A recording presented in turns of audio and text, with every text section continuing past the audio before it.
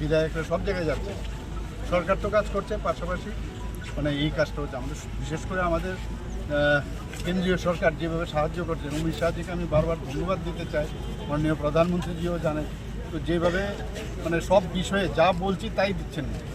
তো এনডিআরএফ টিমও এখানে এসছে, হেলিকপ্টার দিচ্ছে, সমস্ত সামগ্রী বিভিন্ন জায়গায় ফুড প্যাকেটগুলো দেওয়া হচ্ছে, যা এক্সট্রিম যা যা করার তাই করছে।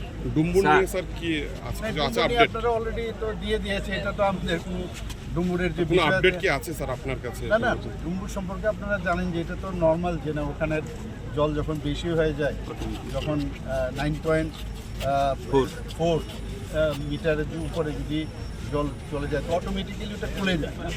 স্যার বলছি, এই বন্যায় ক্ষতিগ্রস্ত যারা বানবাসী মানুষ আছেন, তারা হঠাৎ এই জল প্রবেশ করায় তাদের প্রয়োজনীয় কাগজপত্র কেউই ঘর থেকে বের করতে পারেননি। সেই প্রয়োজনীয় কাগজপত্র বের করার জন্য প্রশাসনিক আধিকারিকদেরকে আপনি কি নির্দেশ দেবেন? না, আমি শুনেছি ওরা বলছিল, আমি বললাম এটার জন্য চিন্তা কিছু করার নেই, যদি নষ্টও হয় সেগুলোকে আমরা ডুপ্লিকেট বের করে